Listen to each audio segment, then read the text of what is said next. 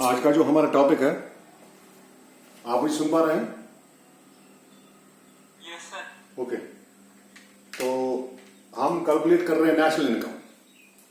तो national income calculate करने के लिए मैंने आपको बोला था हमारे पास 3 मेथड्स होते हैं। पहला मैंने आपको बोला था एक्सपेंडिचर मेथड, वो डिस्कस हो गया। दूसरा था वैल्यू एडेड मेथड, वो भी हमारा कंप्लीट है लास्ट लेक्चर में। उसके बाद जो आज हमने मेथड पढ़ना है that's income method. Income method से हम कैसे कैलकुलेट करते हैं कंट्री की नेशनल इनकम। तो जब हम इनकम मेथड की बात कर रहे हैं तो हम डायरेक्टली इनकम ही कैलकुलेट करते हैं, हम इनडायरेक्टली नहीं जाते। पहले हम जा रहे थे इनडायरेक्टली, हम एक्सपेंडिचर कैलकुलेट कर रहे थे, जो हमारे कंट्री के रेजिडेंट्स थे उनका हम वैल्यू ऐड कैलकुलेट कर रहे थे। जो हर एक स्टेज पे वैल्यू ऐड हुआ किसी चीज का, किसी सर्विस का, वो हम कैलकुलेट कर रहे थे। लेकिन अब हम डायरेक्टली बात कर रहे हैं इनकम की। तो इनकम से कैसे हम निकाल सकते हैं कंट्री की जो डोमेस्टिक इनकम है, उसके बाद नेशनल इनकम जो हमारी कंट्री है वो कैसे निकाल सकते हैं हम बाय इनकम मेथड। तो कैलकुलेटिंग हमारा आज का टॉपिक है, calculating national income by income method. ये हमारा आज का टॉपिक है, इनकम मेथड। तो क्या करते हैं हम इनकम मेथड में? इनकम मेथड में हम सारी जो हमारी इनकम्स हैं, जो कंट्री में हमारे फैक्टर्स की, अपनी कंट्री की भी बात कर रहा हूं, डोमेस्टिक टेरिटरी की बात कर रहा हूं, कंट्री से अभी मैं बाहर नहीं निकला, अपनी कंट्री में जो हमारी इनकम है उन सबको हम सम अप करते हैं, ऐड करते हैं। तो आप बोलेंगे कौन कौन सी इनकम होती है, कहां से इनकम आती है? तो पहली इनकम जो होती है वो होती है कंपनसेशन, कंपनसेशन ऑफ एम्प्लॉयज। पहली इनकम जो हमारी होती है, जो हम कैलकुलेट करते हैं, जो कंट्री में इनकम होती है, उन सबको जब हम ऐड अप करते हैं तो उसमें क्या ऐड करते हैं हम? पहला जो पार्ट है जो हम ऐड करते हैं वो है कंपनसेशन ऑफ एम्प्लॉयज।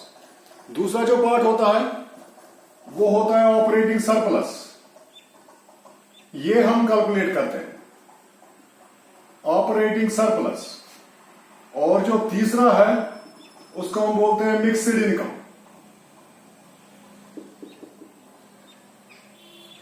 जब हम ये तीनों जो कंट्री में इनकम्स हैं, चाहे कोई कंपनसेशन एम्प्लॉय को है, चाहे कोई ऑपरेटिंग सरप्लस है, चाहे कोई मिक्स्ड इनकम से कमा रहा है, तो हमें मिल जाता है नेट नेशनल प्रोडक्ट, या हम बोल सकते हैं net domestic product at factor cost. Net domestic, मैं अभी डोमेस्टिक की ही बात कर रहा हूं, domestic product at factor cost, यानी कि हमारे फैक्टर्स को कितनी पेमेंट मिली कंट्री में, वो हमें मिल जाता है अगर हम ये तीनों कैलकुलेट करते हैं। तो it's a method in which we calculate incomes received by various factors, received by residents, जो हमारे रेजिडेंट्स ने रिसीव की in an economy, in a financial year. एक फाइनेंशियल ईयर की बात कर रहा हूं मैं। तो उससे क्या हमें मिलता है जब हम ये सारी इनकम्स कैलकुलेट करती है? हमें मिलती है कितनी मिली फैक्टर्स को इनकम इन डोमेस्टिक टेरिटरी। मैं डोमेस्टिक टेरिटरी की बात कर रहा हूं, net domestic production at factor cost. Domestic production, जो फैक्टर कॉस्ट, जो खर्चे लगे, जो पैसे मिले फैक्टर्स को, वो इनकम की बात कर रहा हूं मैं। तो पहला जो हमारा होता है कंपनसेशन ऑफ एम्प्लॉयज, क्या हम कैलकुलेट करते हैं नेशनल इनकम में। आपको पता है जो भी एम्प्लॉयज हैं, अगर गवर्नमेंट एम्प्लॉय है या कोई प्राइवेट फर्म में काम कर रहा है, उसको ये मिलता है salary. We calculate all the salaries, जो भी सैलरीज एक एम्प्लॉय को मिलती है, मैं अपनी बात कर रहा हूं, मुझे सैलरी मिलती है। अगर मेरी इनकम कैलकुलेट करनी है, ऐसे ही सारे कंट्री के लोगों की इनकम कैलकुलेट कर सकते हैं। मैं गवर्नमेंट एम्प्लॉय हूं तो पहले मुझे सैलरी मिल रही है, उसके बाद अगर गवर्नमेंट एम्प्लॉय नहीं है तो वेजेस मिलते हैं। जैसे कोई किसी फैक्ट्री में काम करने जाता है, किसी इंडस्ट्री में काम करने जाता है, तो कहीं पार्ट टाइम जॉब करता है तो उसको वेजेस मिलते हैं या सैलरी मिलती है। तो वो सारे वेजेस जो उनको मिलते हैं वो भी हम करते हैं। इसके बाद और भी अलाउंस मिलते हैं, सारे अलाउंसेस जो गवर्नमेंट एम्प्लॉय को या इसको मिलते हैं। जैसे इसको जीपी फंड मिलता है, जैसे इसको क्या बोलते हैं, इंटरेस्ट मिलता है जो वो कमाता है, उसपे क्या बोलते हैं, जो उसके पैसे हैं बैंक में। तो ऐसे ही उसको रेंट मिलता है, HRA हाउस रेंट अलाउंस मिलता है, ऐसे उसको डियरनेस अलाउंस मिलता है। ये सारे, इसके बाद और भी चीजें मिलती हैं, जैसे किसी को किराए पे कोई कंपनसेशन मिलती है रेंट में, कंपनसेशन इन रेंट। जो कोई एम्प्लॉय होता है उसको फूड भी मिलता है। तो ये सारा कुछ जो उसकी इनकम है, जो एम्प्लॉय को मिलती है कंपनसेशन, कहां से मिलती है, कहां से वो कमा रहा है, वो सारा हम कैलकुलेट करते हैं इस इनकम मेथड में। सारा जो भी मेरी इनकम है, जब मैं घर से बाहर निकलता हूं, मैं उस इनकम की बात कर रहा हूं। तो घर से बाहर निकला, मैं गवर्नमेंट में अपनी सर्विस प्रोवाइड करी, तो वो सर्विस का मुझे इनकम मिला, तो सैलरी मिली। वो सारा कुछ इसमें हम कैलकुलेट करते हैं, कहां से सैलरी इसको और इसको क्या क्या मिला गवर्नमेंट से, और जो भी गवर्नमेंट से इसको मुराद या जो भी फायदे इसको मिलते हैं इन द इनकम, जो पैसे की हम बात कर रहे हैं, पैसे मिलते हैं जिस साइड से भी मिलते हैं गवर्नमेंट से, तो वो सारे इसमें आते हैं। तो ये हो गया एक पार्ट। दूसरा पार्ट हो गया ऑपरेटिंग सरप्लस। इसके बाद अगर मैं गवर्नमेंट एम्प्लॉय हूं, मैं ऑपरेटिंग सरप्लस भी कमा रहा हूं, तो ऑपरेटिंग सरप्लस क्या होता है? ऑपरेटिंग सरप्लस ये होता है रेंट, इंटरेस्ट, कमा प्रॉफिट। अगर मैं गवर्नमेंट एम्प्लॉय हूं और मेरी कोई बिल्डिंग रेंट पे भी है, तो एक तो मुझे सैलरी मिल रही है, दूसरा जो मेरी बिल्डिंग है उसको रेंट भी मिल रही है। लेकिन रेंट में किसमें कैलकुलेट कर रहा हूं? ऑपरेटिंग सरप्लस में, जो एक्स्ट्रा मुझे मिल रहा है। अगर कोई मजदूर काम कर रहा है, समझ लो कोई कारपेंटर है, वो काम कर रहा है, सेल्फ एम्प्लॉयड है, एक तो वो खुद भी कमा रहा है, दूसरा उसकी कोई बिल्डिंग रेंट पे है, तो उसका ऑपरेटिंग सरप्लस भी आ रहा है। तो वो भी कैलकुलेट करते हैं कितना रेंट मिला एक आदमी को। उसके बाद जब सारे कंट्री की हम एडअप करते हैं तो रेंट बन जाती है सम रेंट, तो सम रेंट मिल जाती है हमें, तो हम उसके बाद डोमेस्टिक इनकम कैलकुलेट कर सकते हैं जो कंट्री की है। उसके बाद इंटरेस्ट कितना मिला? इंटरेस्ट होता है अगर आपने बैंक में सेव किया, तो आपको जो सैलरी मिली उसमें से कुछ आपने सेव किया, एक तो आपने जीपी फंड में डाला, वहां भी इंटरेस्ट आपको चढ़ेगा। एक तो आपने जो आपकी घर की सेविंग थी वो भी आपने कुछ उसमें लगा दी बैंक में, तो बैंक से आपको इंटरेस्ट मिला, तो वो भी आपको इनकम मिली, तो वो भी आप खर्च कर सकते हो, तो वो भी आता है ऑपरेटिंग सरप्लस में। उसके बाद प्रॉफिट जो मिले आपको, आप कोई बिजनेस कर रहे हो बिसाइड्स नौकरी, जो आपकी सैलरी है, जो आप एम्प्लॉय हो, आप कोई बिजनेस कर रहे हो, उसको आपको प्रॉफिट मिला, तो जो बिजनेस कर रहे हो उससे जो आपको प्रॉफिट मिला वो भी आपका कैलकुलेट किया जाएगा। तो उसके बाद नेक्स्ट, प्रॉफिट बहुत सारे तरीकों से मिलता है। एक तो आप बिजनेस कर रहे हो, उससे प्रॉफिट मिल रहा है, या मैं बोल रहा हूं आपने किसी कंपनी के शेयर्स लिए, तो क्या होता है शेयर्स में आपको हर साल डिविडेंड मिलता है। तो साल के बाद पता चल जाता है कि आपके जो शेयर हैं उसमें इतना कंपनी को फायदा मिला, तो आपकी वैल्यू का शेयर का डबल हो गया, 1000 का आपका 2000 हो गया, तो आपको डिविडेंड भी मिलते हैं। वो आपके कुछ पैसे वापस भी करते हैं in the name of dividend. समझ लो आपको 500 रुपए वापस किए, 500 रुपए उनके पास रहते हैं, तो वो भी पूरा नहीं देते हैं। कभी कभी आपको 200, कभी 300, 1000 में से कभी 700, तो वो भी आपको इनकम में आ जाती है। तो बहुत सारे वेज जो ऑपरेटिंग सरप्लस में आते हैं, उसमें रेंट, इंटरेस्ट और प्रॉफिट आता है। कहां से आपने रेंट कमाया, बिसाइड्स दैट कंपनसेशन, रेंट कहां से, इंटरेस्ट कितना और प्रॉफिट कितना।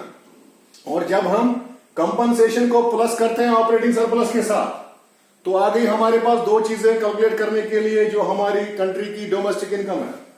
इसके बाद तीसरा होता है दैट्स मिक्स्ड इनकम। तो हमें मिक्स्ड इनकम भी मिलती है। मिक्स्ड इनकम क्या होता है? कुछ लोग सेल्फ एम्प्लॉयड होते हैं, सेल्फ एम्प्लॉयड, वो अपनी सर्विस प्रोवाइड करते हैं।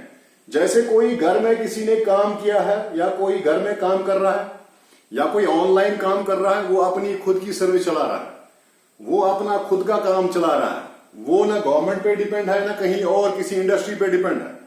तो उसने कितना कमाया, उसकी कितनी इनकम हुई, उसकी इनकम में से उसकी सरप्लस भी हो सकती है, ऑपरेटिंग सरप्लस भी, क्योंकि वो रेंट भी, उसके पास कोई बिल्डिंग भी हो सकती है, वो इंटरेस्ट भी कमा सकता है, वो प्रॉफिट भी ले सकता है, उसकी सेविंग बैंक में हो। तो लेकिन वो गवर्नमेंट एम्प्लॉय नहीं है, क्योंकि मिक्सड इनकम की बात कर रहा हूं मैं। तो अगर वो गवर्नमेंट एम्प्लॉय है, वो यहां से भी कमा सकता हो, क्योंकि हो सकता है उसकी रेंट चल रही होगी किसी बिल्डिंग की, वो वहां से भी कमा सकता है। हो सकता है वो कहीं और सर्विस दे रहा हो, तो डिसाइड्स जो जॉब कर रहा है वो उसके बाद सर्विस दे रहा हो। तो जब हम ऐड करते हैं जो हमारी कंट्री की ये सारी इनकम्स हैं, चाहे कंपनसेशन ऑफ एम्प्लॉयज है, एम्प्लॉयज कहां कहां से गवर्नमेंट से कमा रहे हैं, चाहे प्राइवेट फर्म में काम कर रहे हैं, तो चाहे उसने फुल टाइम काम किया, उसके बाद पार्ट टाइम में उसको एक्स्ट्रा पैसा मिला, वो कितना कमाया, वो सारा ऐड करते हैं। उसके बाद जो उस आदमी का ऑपरेटिंग सरप्लस कितना है, और फिर मिक्सड इनकम कितनी है।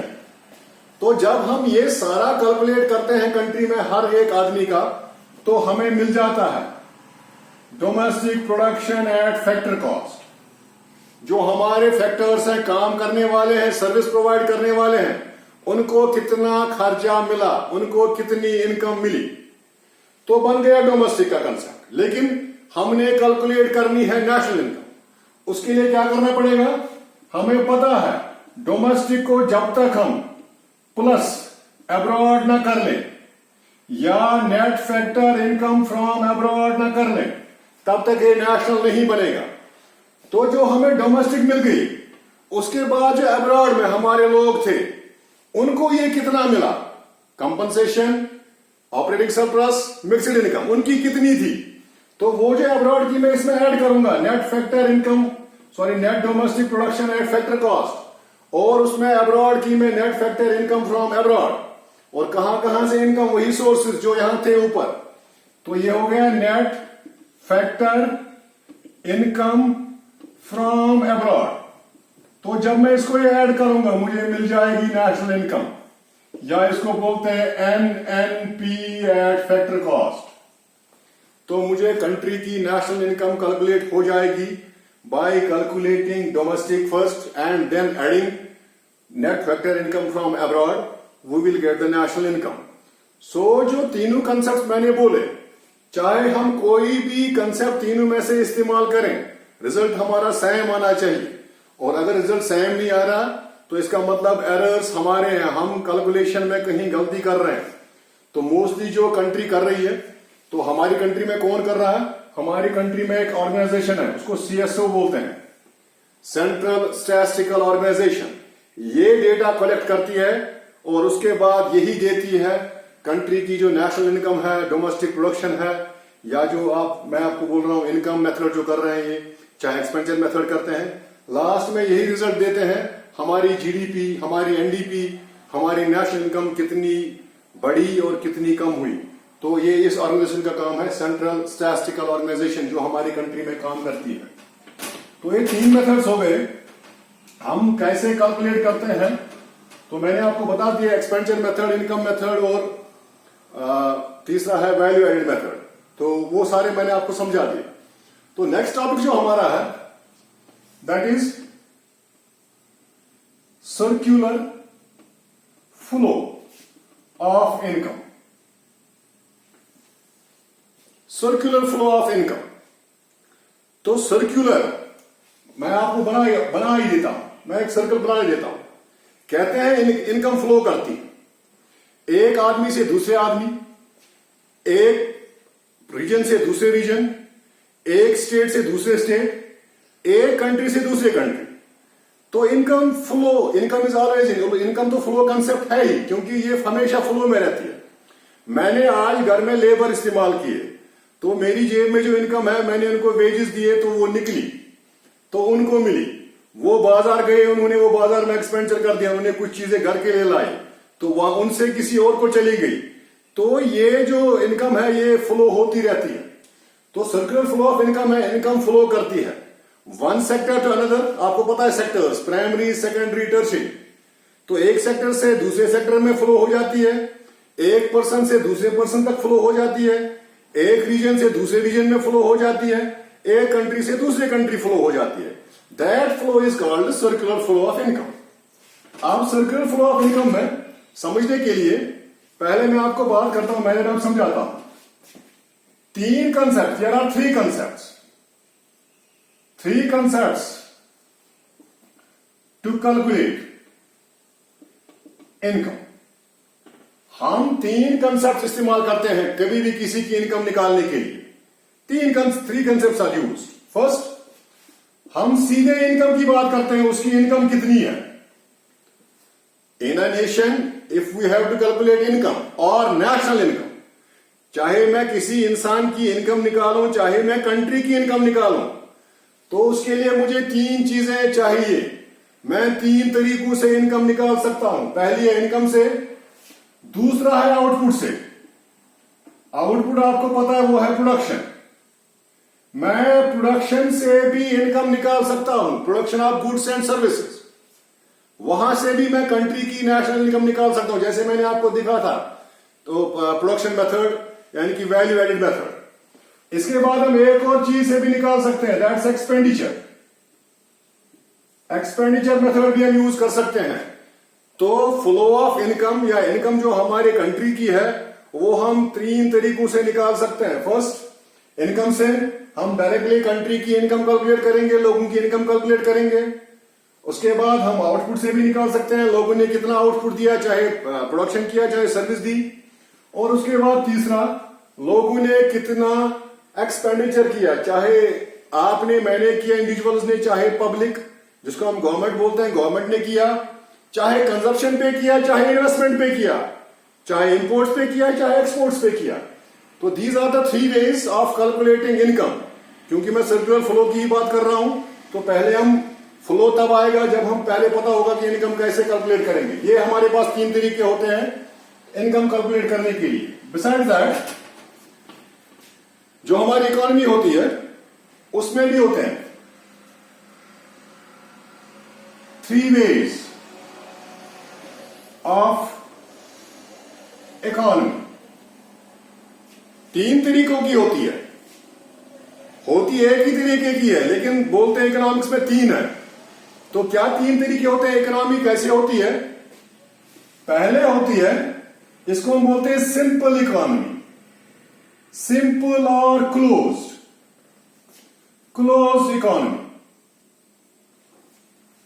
तो तीन तरीकों की इकोनॉमी होती है। पहली होती है सिंपल और क्लोज्ड इकोनॉमी, दूसरी होती है ओपन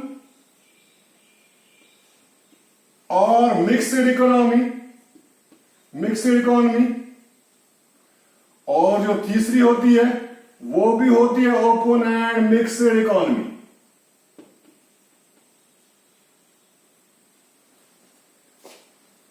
तो बात करते हैं, जो हमने पढ़ना भी है circular flow of income in 2 sectors, 3 sectors, 4 sectors.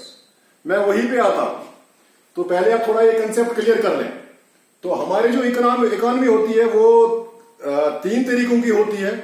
मैंने भी बताया आपको कि होती एक ही तरीके की है। कुछ इकोनॉमी जो होती है वो प्रिवेल ही नहीं करती, हम खाली अज्यूम कर सकते हैं ऐसा कुछ है, लेकिन ऐसा होता नहीं है। तो समझाने के लिए, थोड़ा इलॉबरेट करने के लिए आदमी को पहले कुछ छोटा बोलना पड़ता है, उसके बाद छोटी छोटी चीजें बोलने के बाद बड़ी चीज आदमी बोल सकता है। तो छोटी चीज क्या है इकोनॉमी में? एक इकोनॉमी होती है सिंपल इकोनॉमी, और उसको हम क्लोज्ड इकोनॉमी बोलते हैं। ऐसी इकोनॉमी कहीं प्रिवेल नहीं करती है, there is no such economy, हम खाली अज्यूम करते हैं। ऐसी इकोनॉमी कौन सी होती है? जिसमें ओनली 2 सेक्टर्स, जिसमें खाली 2 ही सेक्टर होते हैं। कौन कौन सा सेक्टर? हाउस होल्ड, एक तो आप और मैं, घर वाले, हाउस होल्ड सेक्टर, और दूसरा बिजनेस सेक्टर। ये कोई मानने के लिए तैयार नहीं है कि एक इकोनॉमी में 2 ही सेक्टर होंगे, एक तो हाउस होल्ड और दूसरा बिजनेस।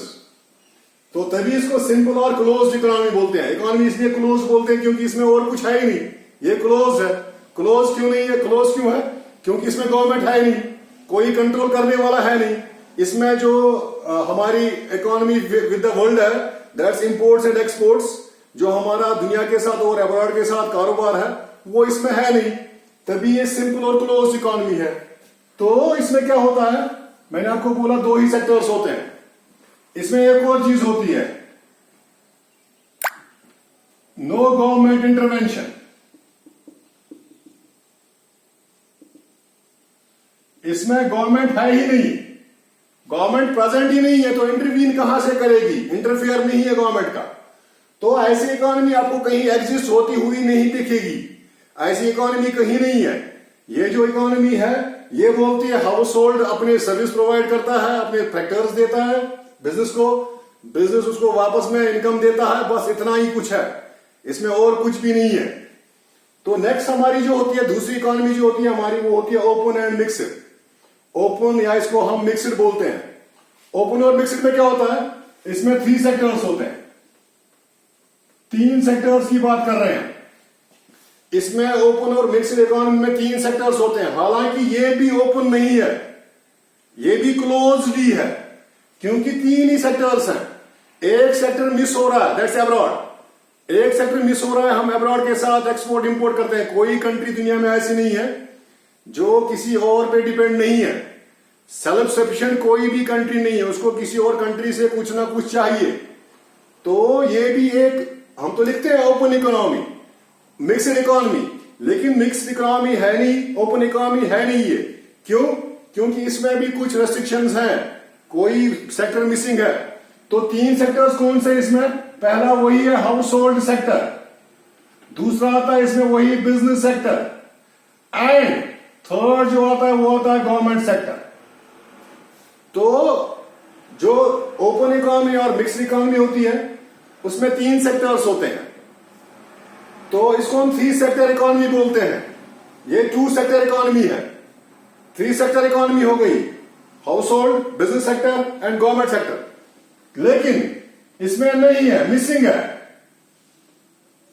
मिसिंग है अब्रॉड, यानी कि एक्सपोर्ट्स एंड इंपोर्ट्स मिसिंग है। तो इसको भी हम बोलते हैं इट्स क्लोज्ड इकोनॉमी।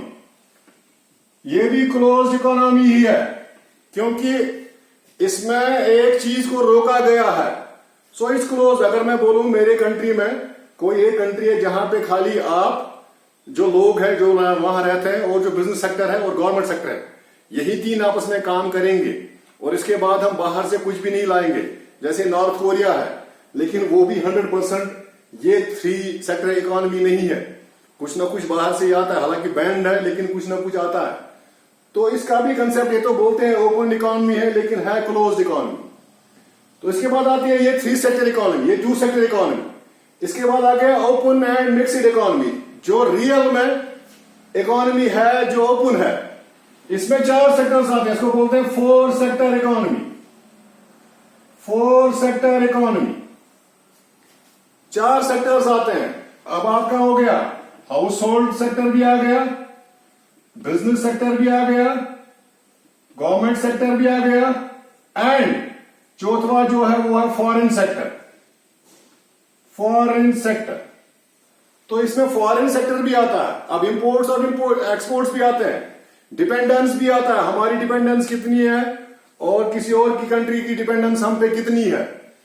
तो ये जो इकोनॉमी में 3, मैंने आपको बोला 3 सेक्टर्स जो होते हैं मेन सेक्टर्स, उसमें एक होता है 2 सेक्टर, 3 सेक्टर और 4 सेक्टर इकोनॉमी। तो एक होती है सिंपल इकोनॉमी, उसको हम 2 सेक्टर इकोनॉमी भी बोलते हैं और उसको बोलते हैं क्लोज्ड इकोनॉमी भी। इसके बाद 3 sector economy, house hold, business sector, government sector, लेकिन ये भी लिखते तो ओपन है लेकिन है क्लोज्ड। और उसके बाद 4 sector economy, open mixed economy. इसमें चारों सेक्टर आते हैं, हाउस होल्ड भी आते हैं, बिजनेस सेक्टर भी आता है, इसको हम प्रोडक्शन सेक्टर भी बोलते हैं, उसके बाद गवर्नमेंट सेक्टर भी आता है और लास्ट में फॉरेन सेक्टर भी आता है। तो ये हमारी हो गई 2, 3 एंड 4 सेक्टर इकोनॉमी। तो हमने यही पढ़ना है, हमारा जो आज का टॉपिक है वो भी यही है। टॉपिक क्या है? Circular flow of income in two sector economy. Two sector economy on expenditure, on income. मैं इनकम की बात कर रहा हूं, ये आपका टॉपिक है. Income and expenditure. इनकम कैसे करते हैं और एक्सपेंडिचर कैसे करते हैं, मॉडल. ये हमारा टॉपिक है, सर्कुलर फ्लो ऑफ इनकम. मैंने आपको बोला सर्कुलर फ्लो ऑफ इनकम, मैंने आपको समझाया सर्कुलर फ्लो क्या होता है. फ्लो होती है income one place to another, one person another, one region another, one country to another. तो इनकम का पार्ट ही है. इनकम का जो फीचर है, इनकम की जो शक्ल खुद की है, वो फ्लो कंसेप्ट है. वो फ्लो होती रहती है, इनकम कभी बंद नहीं होती. तो जो आप इनकम की बात करते हैं, इनकम का मतलब ही मैंने कमाया. मनी की बात नहीं कर रहा हूं. मनी फ्लो भी है और स्टॉक भी है. जब आप बैंक में बंद रखेंगे 10 साल के लिए फिक्स्ड, तो वो हो गया स्टॉक कंसेप्ट. लेकिन जो इनकम है वो फ्लो ही है, क्योंकि मैं इनकम की बात कर रहा हूं. इनकम होता है कमाना. जब कमाएगा तो फ्लो में ही होगा. तो जो हमारा इसमें सर्कुलर फ्लो ऑफ इनकम में पहला टॉपिक है, that is circular flow of income in two sector economy. मगर किस बुनियाद पे? On income and expenditure. और ये मॉडल है जो इसमें हमने पढ़ना है, circular flow of income two sector economy on income and expenditure. तो इन टू सेक्टर इकोनॉमी, ये पहली बात है. इट्स अ हाइपोथेटिकल, ये जो टू सेक्टर इकोनॉमी है, इट्स अ हाइपोथेटिकल मॉडल. ये हाइपोथेटिकल है, पहली बात. हाइपोथेटिकल क्यों है? क्योंकि ऐसा एग्जिस्ट नहीं हो रहा है सोसाइटी में. कहीं पे भी हमने आज तक नहीं देखा है अपनी जिंदगी में कि दो ही सेक्टर काम कर रहे हैं, हाउस होल्ड और बिजनेस सेक्टर. इन दिस, इसमें क्या होते हैं, जो टू सेक्टर इकोनॉमी होती है, in this there are only two sectors. Two sectors, या इट इंक्लूड्स, इसमें आते हैं only two sectors. First, household sector, household sector. And second, business sector और प्रोडक्शन सेक्टर. प्रोडक्शन सेक्टर तो मैंने बोला हाइपोथेटिकल ही है. तो क्या होता है? तो इसमें दो सेक्टर्स होते हैं. जो टू सेक्टर इकोनॉमी है, it is closed end simple economy. ये क्लोज्ड और सिंपल है. आपको अब पता है क्लोज क्यों है और सिंपल क्यों है. तो जो ये टू सेक्टर में इनकम फ्लो होती है, आपको देखते हैं इनकम कैसे फ्लो होती है. तो जो ये हाउस होल्ड होता है, हाउस होल्ड सेक्टर जो है, इज सर्विस प्रोवाइडिंग सेक्टर.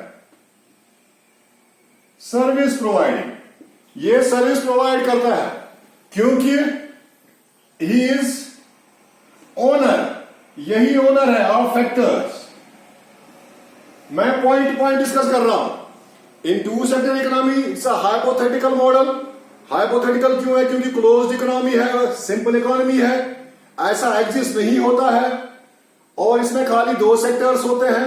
एक होता है हाउस होल्ड सेक्टर और दूसरा होता है प्रोडक्शन सेक्टर. और दो ही सेक्टर होते हैं, तीसरा कोई नहीं होता, तभी क्लोज्ड इकोनॉमी है. हाउस होल्ड सेक्टर क्या करता है? ये सर्विस प्रोवाइड करता है. किसको सर्विस प्रोवाइड करता है? वो आपको पता है. ये अपने आदमी, अपने फैक्टर्स काम करने भेजते हैं. कहां पे? प्रोडक्शन सेक्टर में. और ये ओनर भी होता है फैक्टर्स ऑफ प्रोडक्शन. और जो दूसरा सेक्टर है बिजनेस सेक्टर, वो क्या करता है? That produce goods and provide service. ये भी गुड्स और सर्विस प्रोवाइड करता है प्रोडक्शन सेक्टर. तो जो ओनर ऑफ फैक्टर है वो हाउस होल्ड सेक्टर है. और जो सर्विस प्रोवाइड करता है और जो सर्विस उनकी यूज करता है, इस्तेमाल करता है, वो है बिजनेस सेक्टर. तो ये टू सेक्टर इकोनॉमी का मॉडल है. इसमें क्या होता है फिर? टू सेक्टर मॉडल में अगर मैं आपको एक एग्जांपल दिखाऊं, explain explaining it with a diagram. मैं आपको एक डायग्राम दिखाता हूं, उससे आपको एक्सप्लेन हो जाएगा। यह है house hold sector, house hold sector, और यह है बिजनेस सेक्टर। देखते हैं क्या करते हैं आपस में, कैसे फ्लो होती है इनकम। अब फ्लो ऑफ इनकम की बात करनी है। तो हाउस होल्ड सेक्टर जो है, तो यहां से क्या होते हैं, यहां से ये फ्लो करते हैं फैक्टर्स ऑफ प्रोडक्शन। तो जैसे लेबर है, ये जाता है काम करने के लिए, ये प्रोवाइड करता है, यहां से निकलते हैं और जाते हैं बिजनेस सेक्टर में काम करने के लिए। बिजनेस सेक्टर इनको जॉब प्रोवाइड करता है। तो गए काम करने के लिए लोग बिजनेस सेक्टर के पास, और बिजनेस सेक्टर से क्या होता है, वहां से आते हैं बिजनेस सेक्टर से गुड्स एंड सर्विसेज। अब आप बोलेंगे सर्विसेज क्या है? अगर बिजनेस सेक्टर कोई टीवी बना रहा है, उसने आपको टीवी भेजा, अगर टीवी खराब हो उसके बाद उसमें सर्विस भी देनी पड़ेगी। तो मैं सिंपल एग्जांपल दे रहा हूं एक। तो जो बिजनेस सेक्टर है, वहां से फिर आते हैं गुड्स। किस सेक्टर में? हाउस होल्ड सेक्टर में। मैं टू सेक्टर इकोनॉमी की बात बोल रहा हूं। तो कैसे इनकम आती है, कैसे फ्लो होती है इनकम, और कैसे एक्सपेंडिचर होता है। तो यहां से आए, बिजनेस सेक्टर से आए गुड्स एंड सर्विसेज। मैं अभी सेक्टर सर्विस और गुड्स की बात कर रहा हूं, पैसे की मैंने बात नहीं की। तो इसको बोलते हैं रियल फ्लो।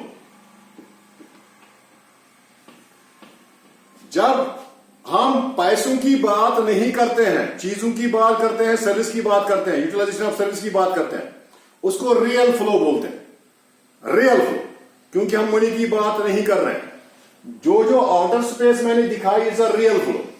क्योंकि रियल फ्लो में क्या आता है, आदमी काम करने जाता है, चीजें निकलती है एक जगह से दूसरी जगह, पैसे की भी बात नहीं हुई। तो उसके बाद क्या होता है, बिजनेस सेक्टर प्रोवाइड करता है फैक्टर पेमेंट्स। अब फैक्टर काम करने गया, उसको तो पैसा मिलना चाहिए, क्योंकि फैक्टर काम करने गया हाउस होल्ड सेक्टर से।